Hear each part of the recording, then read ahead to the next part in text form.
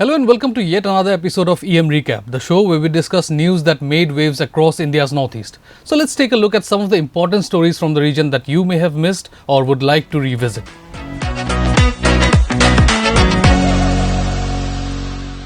The past week in Manipur has been a week of mourning and closure after the bodies of 64 people that have been lying at various morgues across the state were finally handed over to their family members.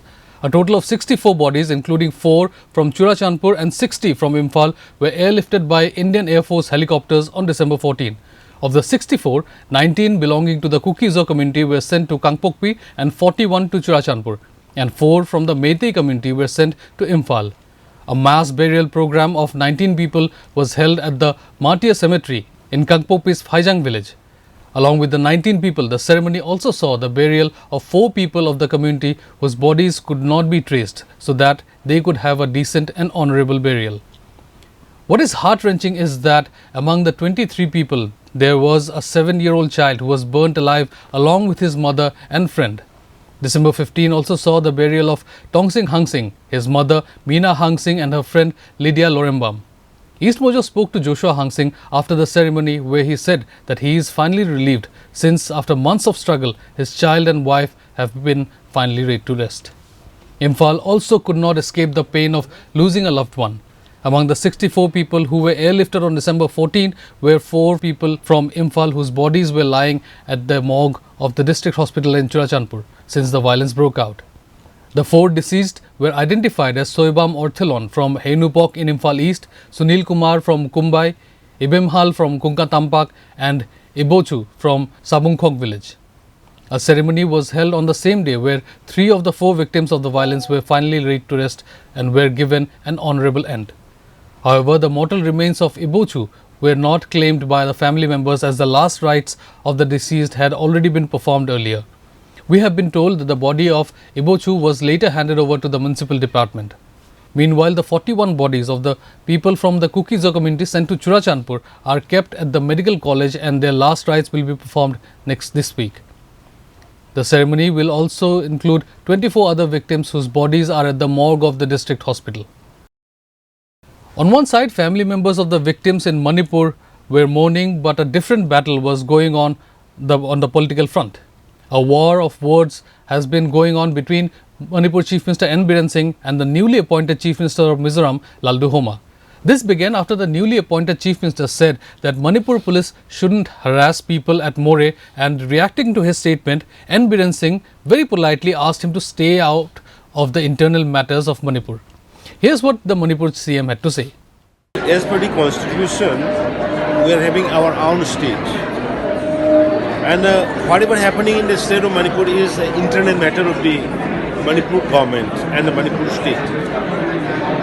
Most of the neighbor colleagues call me and ask the situation of the state, and they are also express their willingness to have in bringing solution to peace in the state of Manipur, what we can do, that kind of things. But unfortunately, the newly elected, appointed Chief Minister of Mizoram, I have seen one comment from him that the state police should not harass his people at More. I think it is little bit beyond the constitution, because what I am saying it, why I am saying it, it is an internal matter of the Manipur state government. He exactly do not know what is actually happening in More. Here in More, many communities are living. Meiteis are living there. Tamil are living there. Meitei Pangals are living there. Kukis are living there. Khadaus are living there. Many. So they cannot take it as a community's area. So my earnest appeal to him, please do help us in restoring peace in the state of Manipur, irrespective of caste and community. I never say anything when the Bru controversy was there in the Mizoram, nothing, because we pray only to restore peace in the Mizoram. Like this, I want to request to everyone, please pray and help in restoring normalcy in the state of Manipur. Mr. Singh was attending the Nupi Lal Numit 2023 in Imphal in commemoration of brave women who fought valiantly against British colonial rule when he made the statement. What is your take on the issue? Do let us know in the comment section. Moving on to Arunachal Pradesh, after a gap of almost a year, the Arunachal Pradesh Public Service Commission finally got a new body. On December 13, Governor K.T. Patnaik administered the oath of office and secrecy to two newly appointed members of the Arunachal Pradesh Public Service Commission or APPSC.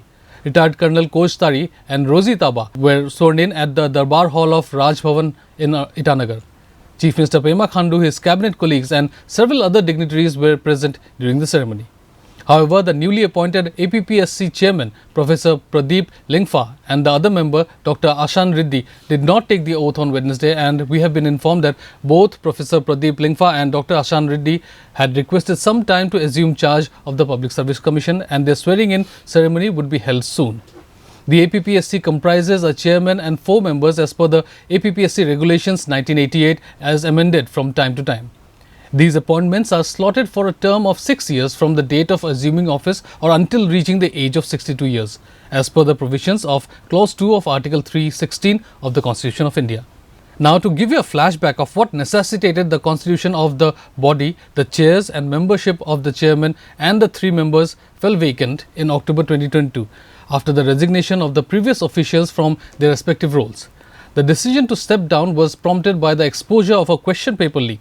The incident came to light after Gyamar Padang, a candidate of the APPSC Assistant Civil Engineering Examination, himself filed a police complaint before the Itanagar police station on August 29, claiming that he suspected that the examination paper had been leaked. In February, retired Lieutenant General Shantanu Dayal was selected as the chairman of APPSC along with Colonel Kojtari, Professor Pradeep Lingfa and Rosie Taba as members. However, their swearing-in ceremony was delayed due to protests by the Pan-Arunachal Joint Steering Committee against the alleged APPSC scam, paper leak scam. Meanwhile, the PAJSC, while responding to the new appointments, questioned the hastiness of the state government in following the process.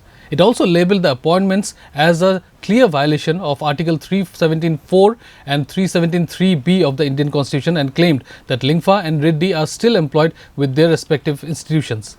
I'm sure our viewers from Arunachal Pradesh will be wondering if the allegations made by PAJSC are true. We spoke to newly appointed member Rosie Taba on the first day of her office, and if you watch the full interview, you will get the answers to a lot of your questions. December is almost coming to an end, and the end of the year also means festivities. The past week saw several festivals across all states of the northeastern region, be it the Dambuk Orange Festival, the first ever winter festival in Dimapur, Winter Tales held in Shillong, or the Brahmaputra Valley Film Festival held in Guwahati. While the Dambuk Orange Festival boasted an impressive lineup of artists including Ritvik, Bombay Vikings, Leslie Lewis, Apache Indian, POD, Inner Circle and several others, and we did an exclusive interview with Neeraj Sridhar, and you can watch it through the link in the description. The 8th edition of the Brahmaputra Valley Film Festival came back with a bang and has an impressive and diverse section of feature films, documentaries and short films. Several popular faces from the film industry including Leena Yadav, Ronnie Lahiri, Amrit Pritam, Bodhisattva Sharma and several others have been the part of this year's edition of the festival. Today is the final day, and if you are a movie buff and are in Guwahati, you wouldn't want to miss out on it.